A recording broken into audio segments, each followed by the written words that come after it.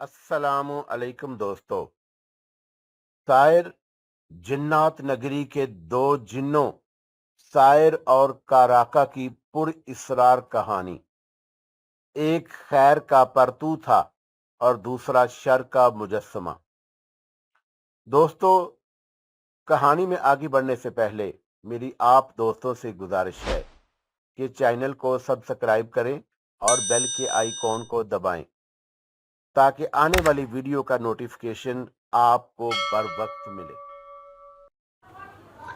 क्या जिन्नात नगर में गए थे? उसने इस्तफसार किया। मैंने उसे जिन्नात नगर के बारे में भी बता दिया था। नहीं, मैंने नफ़ी में सर हिलाया। तो वो और हैरान हुई। आबदा, मैंने झुंझलपन से कहा, क्यों मुतजस्सिस हो रही हो? किसी लड़की से मिलने नहीं गया था। आखिर में मैंने उसे छेड़ा तो वो मुंह बनाकर रह गई। तुम किसी लड़की से मिल भी कैसे सकते हो? वो अदाए नाद से बोली। ये सिर्फ मैं ही हूँ जिससे तुम मिल सकते हो। उसकी बात पर मैंने भरपूर कहका लगाया तो वो जल्दी से बोली कि ऊंची आवाज़ में क्यों कहका लगा रहे हो? अगर किसी ने सुन लिया तो? शायद तुम भूल गई हो, हमें ना ही कोई देख सकता है और ना ही हमारी आवाज़ सुन सकता है। मैंने उसे याद दिलाया तो उसने अपनी पेशानी पर हाथ मारा। ओहो, मैं तो भूल ही गई थी। अच्छा, अब तुम बताओ, तुम मुझे क्यों बुलाया है? मैंने उसे इस बार संजीदा लहजे में कहा। आबदा की हालत पहले से बेहतर हो गई थी और मुझे बेहद खुशी थी कि कमरे में बैठी बैठी बोर हो रही थी तो बाहर चली आई। आबदा ने जवाबन कहा, जब तुम बाहर गए तो मुझे भी साथ ले जाते, मैं भी हवा खोरी कर लेती। अच्छा ठीक है, मैं फिर किसी रोज़ तुम्हें साथ ले जाऊंगा। और फिर इससे पहले कि हमारे दरमियान मज़ीद कोई बात होती, दफ़तन मुझे आबदा के पीछे एक साया सा दिखाई दिया। मैं बेइख्तियार चौंक पड़ा और पुरगौर नज़रों से उस साये को देखने लगा, लेकिन वो साया वाज़े दिखाई नहीं दे रहा था। अगले ही लम्हे वो गायब हो गया। मैंने उस साये की तलाश में इधर उधर नज़रें दौड़ाईं, लेकिन वो कहीं भी दिखाई ना दिया। क्या हुआ शायर? आबदा ने चौंक कर पूछा। किसे तलाश कर रहे हो? किसी को नहीं, मैंने जवाब दिया। अच्छा, तुम जल्दी से वापस अपने कमरे में चली जाओ। आबदा की हैरत दीदनी थी। उसने हैरत भरे लहजे में इस्तफसार किया, क्यों? तुम मुझे कमरे में जाने का क्यों कह रहे हो? वो मेरी आंखों में देख कर पूछ रही थी और मैं मुतज़ब्ज़ब था कि उसे क्या बताऊं। फ़िलहाल नहीं बता सकता, तुम अभी कमरे में जाओ। शायर, एक तो तुम हमेशा अधूरी बात करते हो, आबदा ने मुंह बनाते हुए कहा। बताओ तो सही, क्या हुआ है? मुझे जाने का क्यों कह रहे हो? बता दूंगा, लेकिन अभी तुम जाओ, मैंने इस बार कदरे करख्त लहजे में कहा तो आबदा का मुंह खुले का खुला रह गया।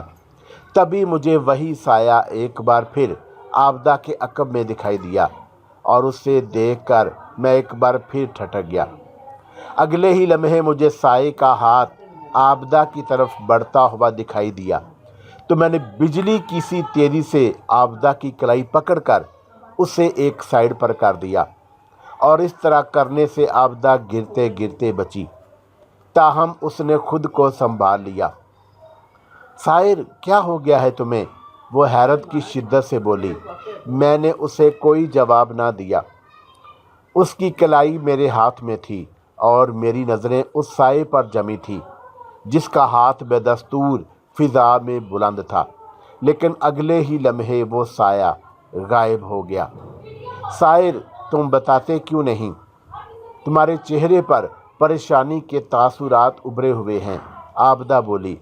तो मैं होश की दुनिया में वापस आ गया। कुछ नहीं, कुछ नहीं, मैंने उसे टालने की कोशिश की। टालो मत, کہہ تو رہا ہوں کچھ نہیں، تم کچھ چھپا رہے ہو سائر۔ عابدہ تم کمرے میں فوراً جاؤ، میں نے تیز لہجے میں کہا تو وہ ناسمجھی کے عالم میں مجھے دیکھنے لگی۔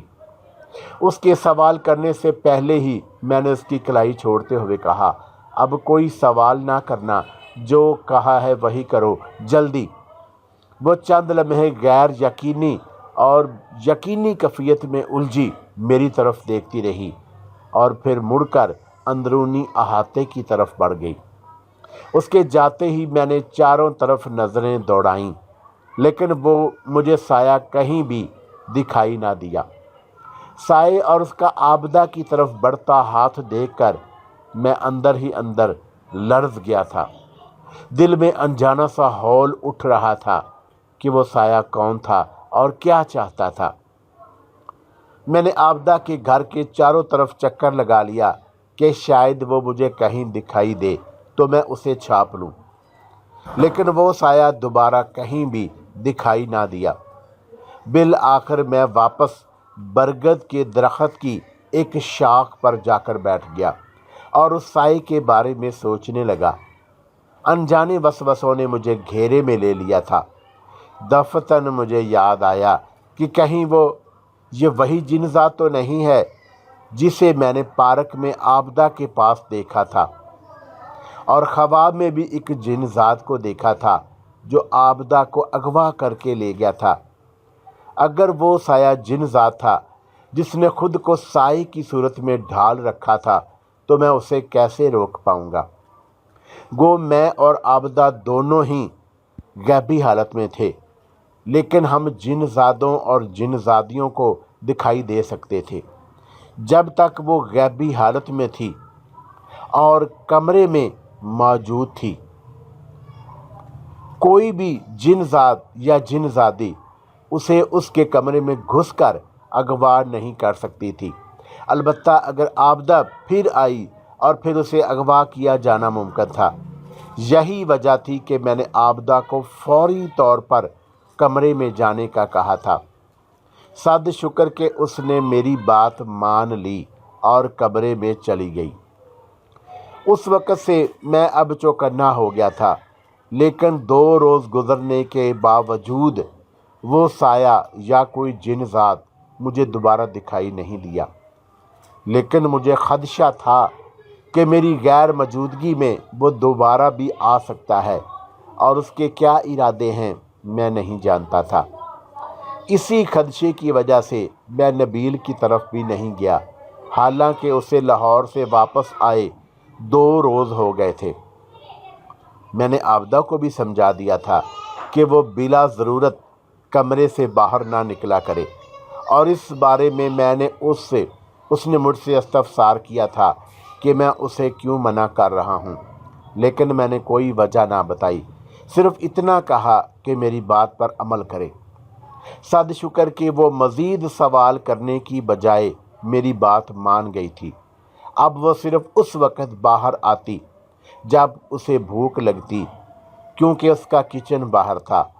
وہ اپنے حصے کا کھانا ایک ساتھ لے جانے کی بجائے وہیں کچن میں ہی بیٹھ کر کھا لیتی تھی، اور اس دوران میں اس کی نگرانی کرتا رہتا۔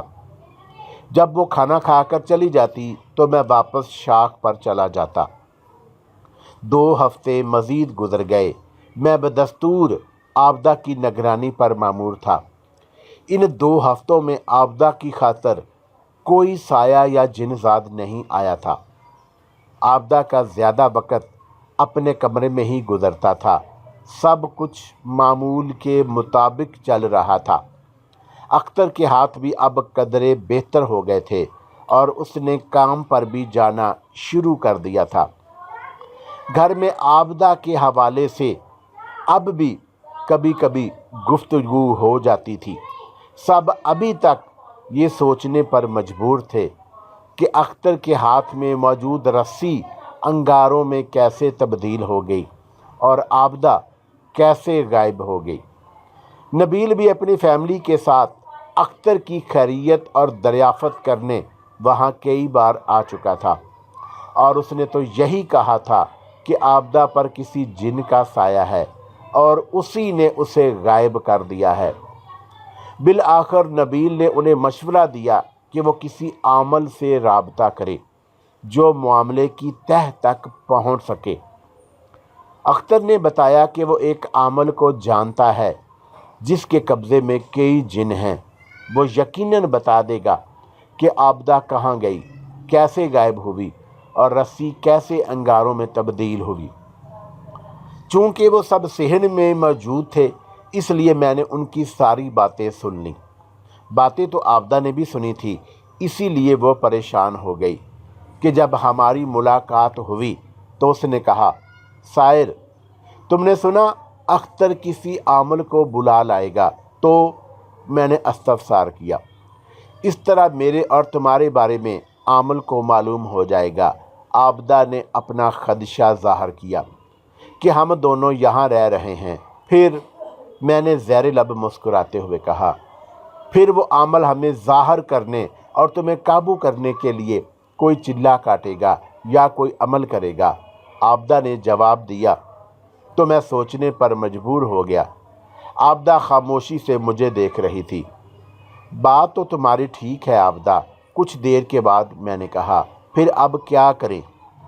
मेरा ख्याल है हमें यहाँ से चले जाना चाहिए। आबदा ने कहा, पर कहाँ चलें? कहीं बहुत दूर। क्या ख्याल है मैं तुम्हें जिन्नात नगर ले चलूँ? मैंने पूछा। जिन्नात नगर? उसने ज़ेर लब दोहराया। नहीं सायर, मैं अपनी फैमिली को छोड़कर कहीं नहीं जा सकती। मैं मुस्कुराया। अभी तो तुम कह रही थी कि मैं तुम्हें कहीं बहुत दूर ले चलूं। दूसरे पल में तुमने अपना इरादा बदल लिया। बस जब घर से दूर जाने का सोचती हूँ तो दिल में हौल से उठने लगते हैं।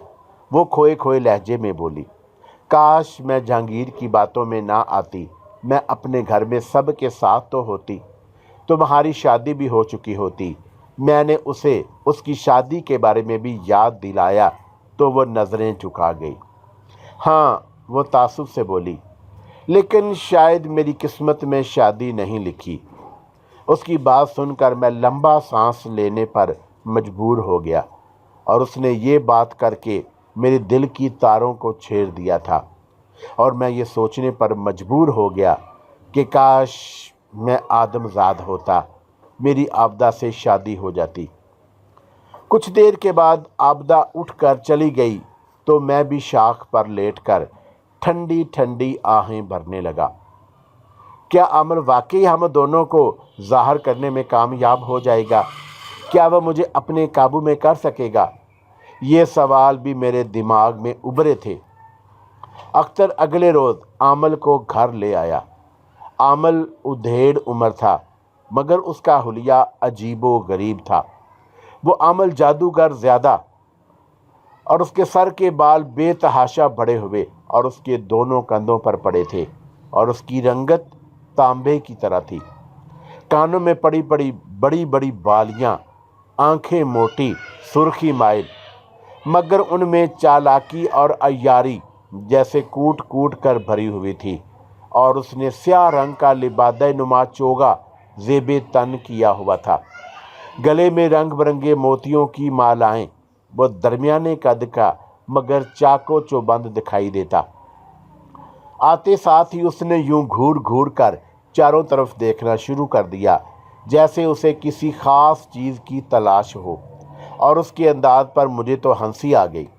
आबदा अभी तक अपने कमरे में थी, इसलिए वो आमल के आने से बेखबर थी, वरना शायद वो भी इस मंजर से महफूज होती। अख्तर के घर वाले भी उस आमल के आने का सुनकर सहन में आ गए थे। मैं दरख्त से उतरकर आमल के पास जा खड़ा हुआ। ओहो ओहो, दफतन आमल के मुंह से ये निकला तो सब बेइख्तियार चौंक पड़े। क्या कुछ दिखाई दिया आमल बाबा? अख्तर ने इस्तफसार किया।